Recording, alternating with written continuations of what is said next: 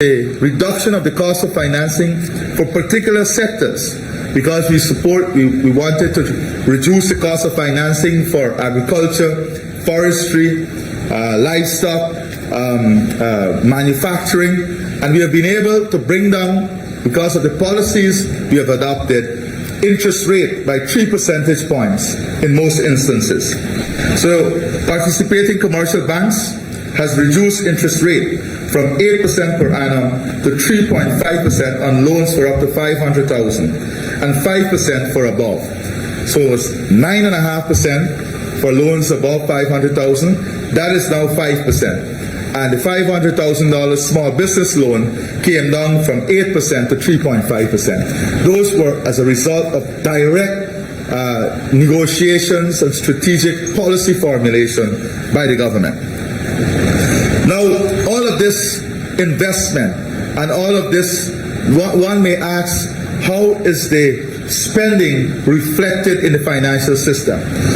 If you look at non-performing loans, that is a very good indicator as to how the spending is reflected in the financial system.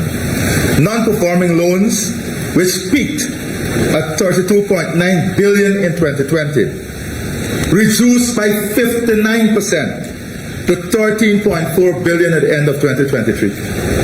Non-performing loans reduced by 59% between 2020 and 2023. That is as a result of some financial planning, the strength of our financial system, the viability of our financial system, and the results of the policies, targeted policies we are introducing. Outside of this, in order to modernize our economy, we have operationalized the national payment system. And finally, in order for us to secure the financial system, we have enacted a new Anti-Money Laundering Act, and I will go into those areas specifically to show how these actions contributed to the health and well-being of our financial system. Now, as I said, there are some areas that I wanted to explore a bit more. If you look, for example, at the national payment system and the benefits it brings, because many people don't focus on the importance of the national payment system and the benefit that it brings to us as a country. The national payment system provides for electronic transfer of funds, including payment and of salaries and pensions and treasury bills transaction. Now, this is important. You hear the concept of digital wallet. You hear the concept of digital money.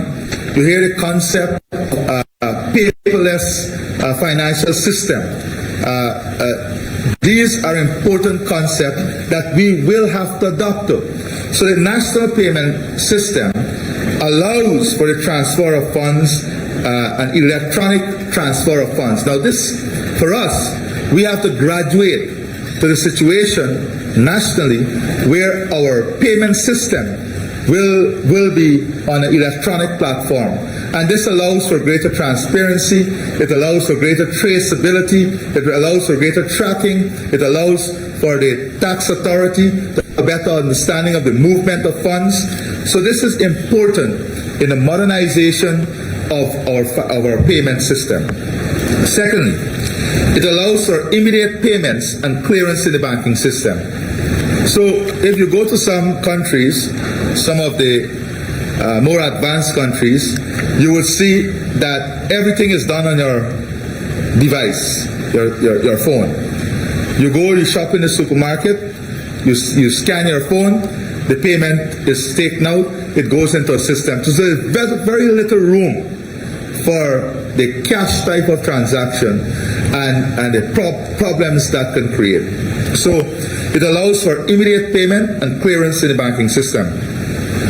These results in efficiency and cost savings in respect of these transactions and reduce risk of fraud. And this is important. We have seen from the Ministry of Tourism a lot of complaint today of persons buying online through all kinds of sources, and then they lose their money. We see here also issues with cash transaction that can lead to fraud. With this type of system, there is traceability, and that traceability helps to identification of problems and also avoidance of fraud.